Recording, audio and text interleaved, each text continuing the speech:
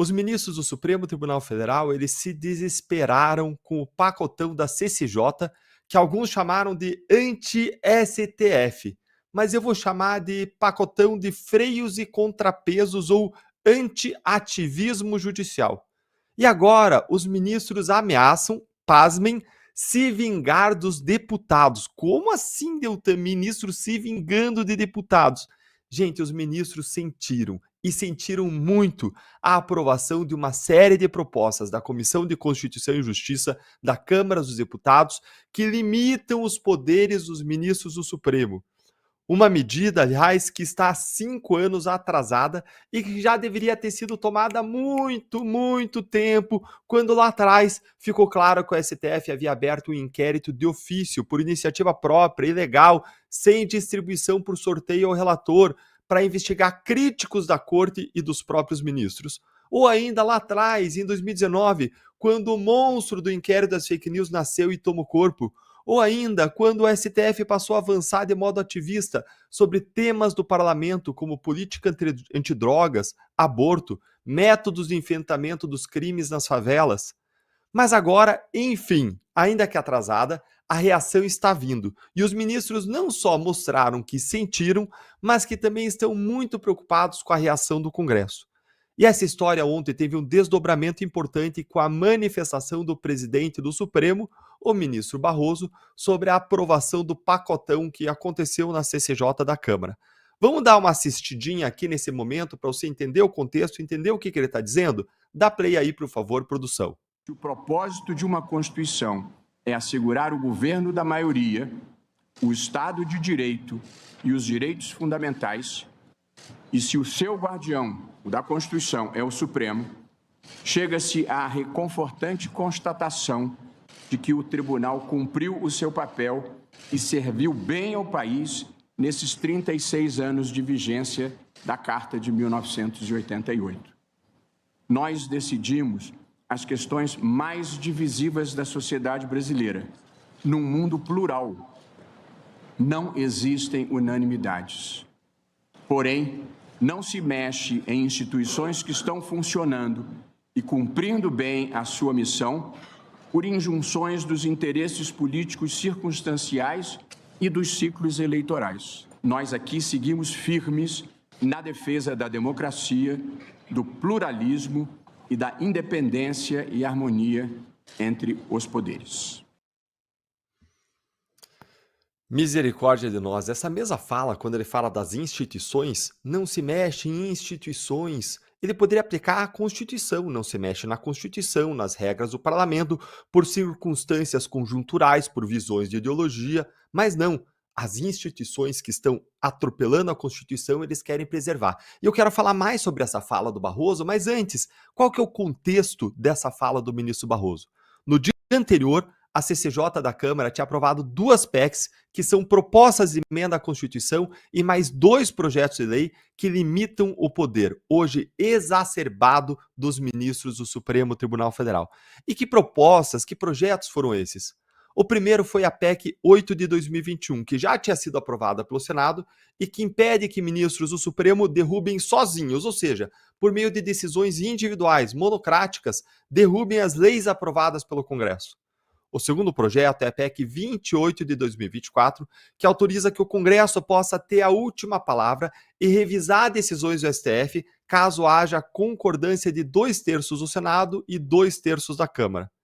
Tem ainda o projeto de lei 658 de 2022. Esse projeto ele cria novos crimes de responsabilidade para ministros do Supremo, como, por exemplo, se eles manifestarem e derem opinião publicamente sobre processos pendentes de julgamento, como o ministro Gilmar Mendes faz dia sim, e se eles derem opiniões sobre atividades de outros poderes, ou ainda se eles violarem a imunidade material de um parlamentar e usurpar a competência do legislativo, o que é um excelente projeto de lei num contexto de ativismo judicial, e esse projeto de lei já tinha sido proposto pelo então deputado federal Paulo Martins, aqui do Paraná, em 2022.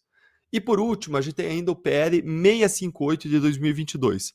Esse projeto, ele muda o rito dos pedidos de impeachment de ministros do Supremo e dá um prazo limite para o presidente do Senado analisar os pedidos de impeachment, permitindo ainda que o plenário dê seguimento a um pedido de impeachment quando o presidente rejeitar esse pedido, quando o presidente enterrar. Então, o presidente do Senado tem um prazo para analisar, não pode engavetar, e se rejeitar, o plenário pode revisar a rejeição do impeachment. Ou seja, é realmente aí um pacotão de freios e contrapesos, de contenção dos abusos do Supremo, permitindo uma melhora do sistema de freios e contrapesos que existe na nossa Constituição, mas que hoje está totalmente desbalanceado, inoperante, não funciona de jeito nenhum. A gente tem um descompasso entre a Constituição e a realidade. As regras previstas na Constituição, elas não estão sendo minimamente eficientes para conter abusos e ativismos do Supremo. E aí agora vamos voltar para aquela fala do ministro Barroso, pode ser? O que ele disse? Ele disse, não se mexe em instituições que estão funcionando e cumprindo bem a sua função. Foi o que disse o ministro Barroso. Mas isso é verdade? O STF tem funcionado bem? E se sim, tem funcionado bem para quem? Bora analisar isso? Eu sei muito bem para quem que o STF tem funcionado.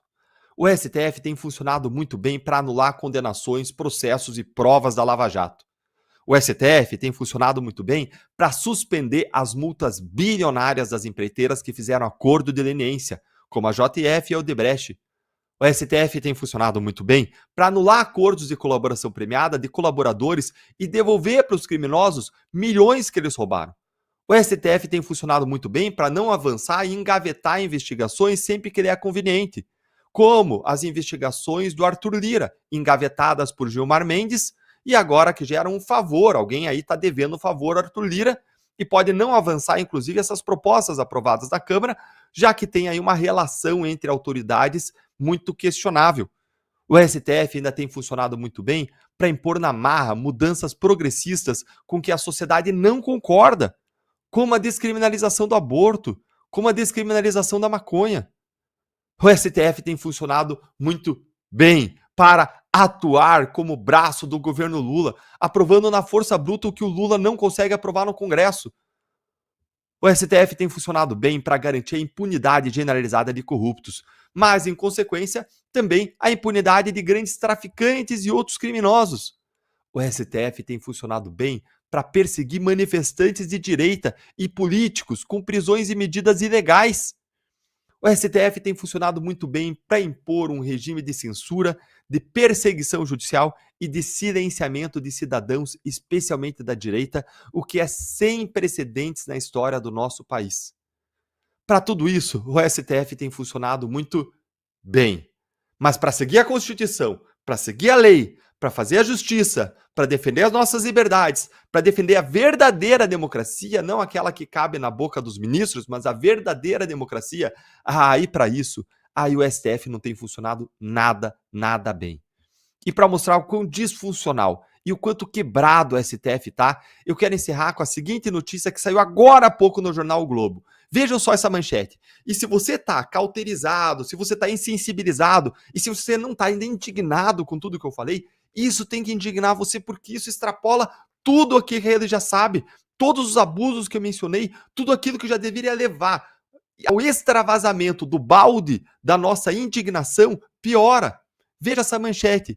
Ministros monitoram deputados que votaram a favor do pacote anti-STF. Saiu isso agora na imprensa. Vejam que absurdo que saiu. Destaquei um trecho aqui para ler para vocês. Abre aspas. Ministros do Supremo Tribunal Federal estão acompanhando com lupa as movimentações de deputados federais em torno do chamado pacote anti-STF.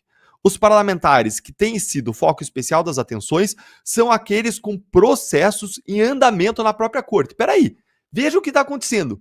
Não basta o STF fazer todos os abusos, quando ele vai ser contido, ele vai querer derrubar essa contenção dos seus abusos, mirando e alvejando os parlamentares que estão promovendo a contenção. Gente, o que é isso senão uma ameaça não tão velada, mas explícita de retaliação dos ministros do Supremo contra deputados que contrariam seus interesses? O que é isso senão a cooptação de um outro poder pelo Supremo Tribunal Federal? O que é isso senão a prova de que o STF faz política com a caneta que deveria ser a caneta da justiça, da Constituição e da lei? O que é isso senão evidência de crime de prevaricação e de responsabilidade dos ministros? Que prova maior de que esse Supremo precisa urgentemente de contenção de limites e de responsabilização dentro da lei por tantos abusos e tantas violações. A situação é tão escancarada que os ministros nem sequer se preocupam em disfarçar que eles pretendem usar processos e investigações criminais contra deputados na corte como forma de retaliação, reforçando a ideia de que eles não julgam com base na Constituição e nas leis, mas eles julgam de acordo com conveniências e interesses políticos, de acordo com o nome na capa do processo, de acordo com como a pessoa vai votar lá na Câmara, não de acordo com o fato, com a prova, com a lei, não. Eles perseguem, eles dobram a lei para curvar a lei aos seus interesses, eles fazem o que querem do Brasil. Isso é absurdo, essa situação tem que mudar, esses projetos têm que avançar, Lira não pode engavetar. Mas fiquem tranquilos. O ministro Alexandre de Moraes, ele mostrou para Elon Musk que o Brasil não é uma republiqueta de bananas, como disse um jornalista da Globo News. Você concorda com o que disse o jornalista? Me conta aí sua opinião nos comentários.